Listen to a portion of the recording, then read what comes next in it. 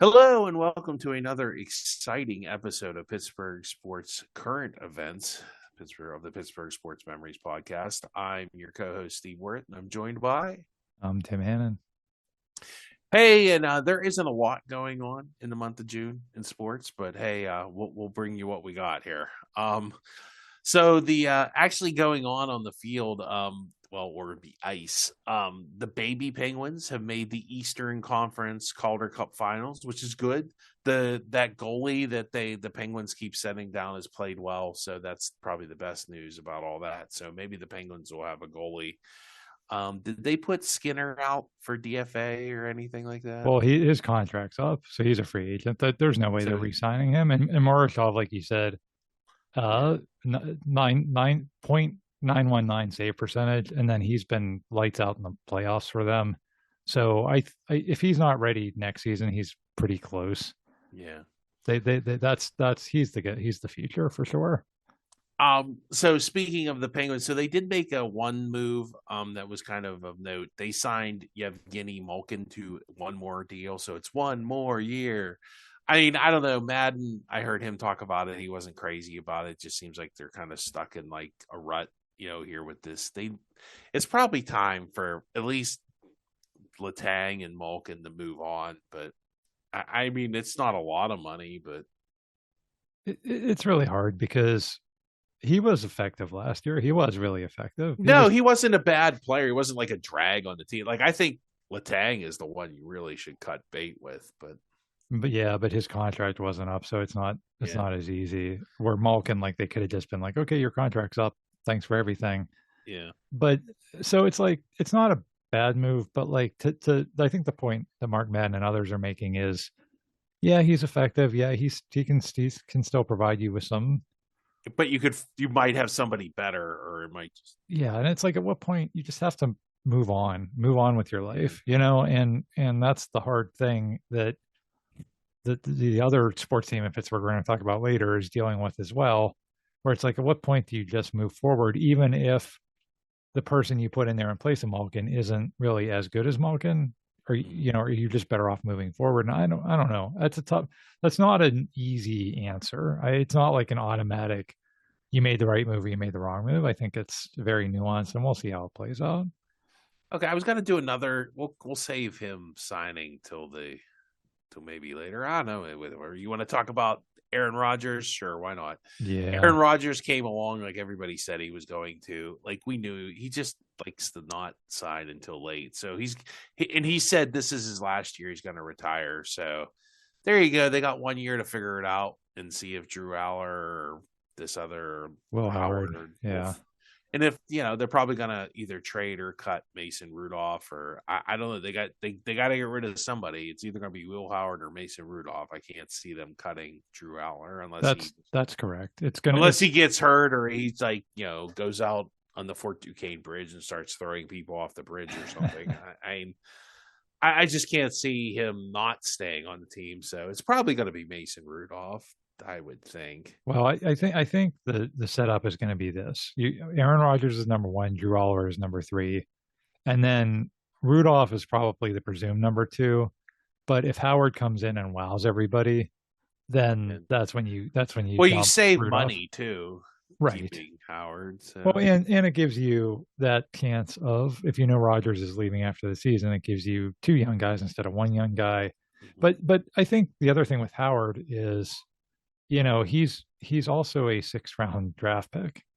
He's not like a super high draft pick. So Right. And if you think about, like, in the grand scheme of things, when you draft a quarterback in the sixth or seventh round, you're like, if he makes a team, it's a bonus. If he doesn't, he doesn't.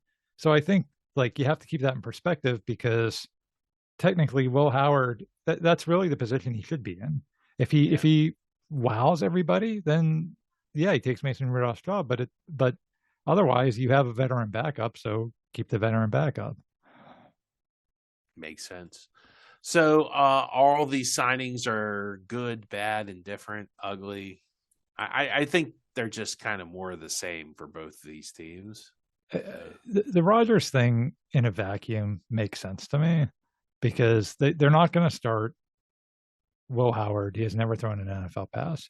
They're not going to start Drew Aller because he's a rookie, that they're working hugely on his mechanics.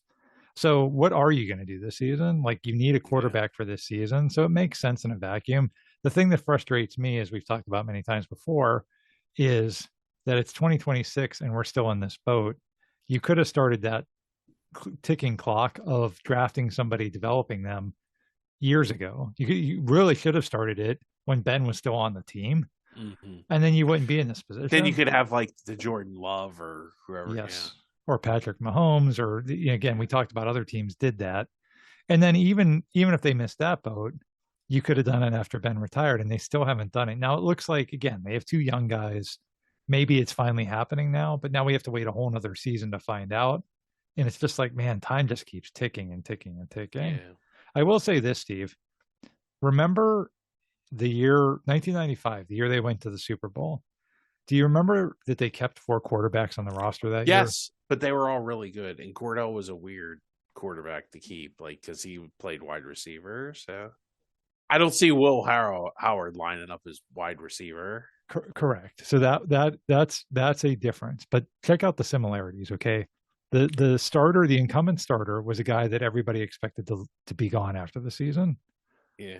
Neil O'Donnell, Aaron Rodgers. The second string guy, the backup, was the veteran. Mike Like, Tomzak. you could Or was count on him to come in and win a few yeah, games if the starter yeah. got hurt.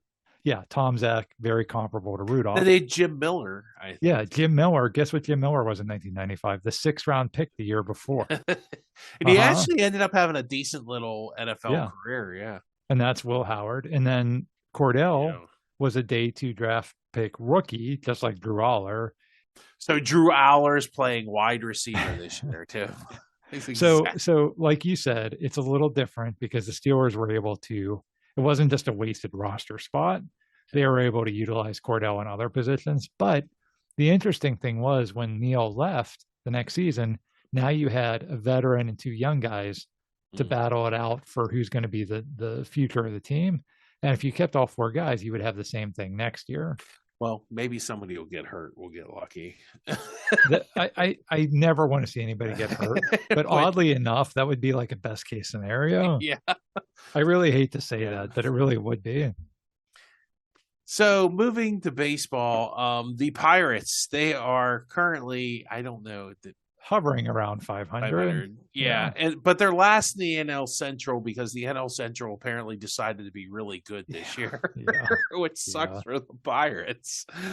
Skeens, I actually saw him. I saw him pitch in Toronto, and that was a rough outing for him.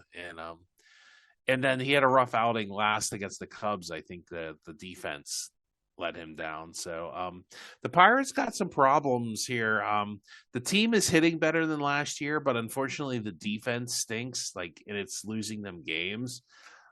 Jared Jones is coming back, which means Modolinsky moves to the bullpen, which probably really isn't that big of a problem. I just don't know that the Pirates are going to have enough to make it to the postseason this year. It's going to be close. I kind of like feel like the Pirates are almost where the Penguins were Yes. last year. Like Yes. they're just gonna float around, flirt with. Are they gonna make it? Are they not gonna make it? You know. Yeah, I was going to say the exact same thing. I feel like this is a very much a replica of the Penguin season, and like you said, we won't know until late in this. They'll kind of hang in there, hang in there, hang in there, and then we'll know by August or September if they have a legit shot. The goal of of every Pirates season is to get us to Steelers preseason. So, in a lot of years they failed us. They've been done by June. So, hey, maybe they'll come. That's the only goal I hope for out of the Pirates is get us to the when football becomes relevant again, and then you can fade away like you always do. Yeah, I mean, I will say the only thing about the Pirates that might be a little different than the Pens, man, if they can get to the playoffs and you have Skeens and then you have like Ashcraft pitching as well as he's been pitching and you have Keller and if Jared Jones comes back strong, if you can get into the postseason with pitching, um, then you actually have a chance to make some noise. Well, they don't have a closer. Well, they have Soto, and the other guy is not doing that The well. bullpen's garbage. Yeah. And but with Jones coming back, that puts, maybe that helps out the bullpen, because maybe moving Modolinsky was a terrible idea, and they should have moved Chandler because he's playing much worse. Yeah, he can't find a strike with both hands and a flashlight. Yeah. So, but anyway, well, that's it for. There's not much going on. Like I said, we'll see you again when the Steelers preseason starts, and the Pirates are irrelevant. So now who knows? Maybe they'll be relevant, Tim. Well, and speaking of not a lot going on, Steve, I mean that's been honestly the most annoying part of this time of the year, especially around the Steelers, because you've just had story after story after story. Like Aaron Rodgers, like you said, everybody knew he was coming back, but Aaron Rodgers doesn't tell anybody anything. He like the season ends, he goes into like his darkness retreat in Brazil or whatever. I love it. But that doesn't stop. But that doesn't stop everybody from being like, this news, and I have this source that says this, and it's so annoying. And then people just react to that and propagate it all over social media. It's I hate to say back in our day, but back in our day, if you read the newspaper in May, there was no Steelers stories. No. Like you wouldn't even breathe NFL. But now we're also addicted to the NFL that we have to have news. And so it's like, well, there's a report that Rodgers came into town and we saw him having ice cream. And it's like all this. I think that really was a report. It was. Wasn't it? Yeah. And then the big thing a week or so ago was Ben Roethlisberger on his podcast was talking about Drew Aller, and that became a big soundbite of, Roethlisberger, bashes Drew Aller, and I listened to Ben's podcast, and he was not bashing him at all. But it's just like, it's stuff like that where like we're so starved for any kind of football news when there is no football news, so we just basically make stuff up, and I don't know. I can't wait till we get into actual football season. We have real stuff to talk about instead of fake stuff to talk about. Well, on that note, tune in for our next getting off my soapbox Pittsburgh sports current events when we talk about whatever meaningless information. We'll just make up stories for our next episode. I mean, we still got like a little while to go until meaningful stuff happens, but we'll see you then. We love you listening. Check us out, rate us well on your rating service, and good word of mouth always works great too. See you next time, and God bless.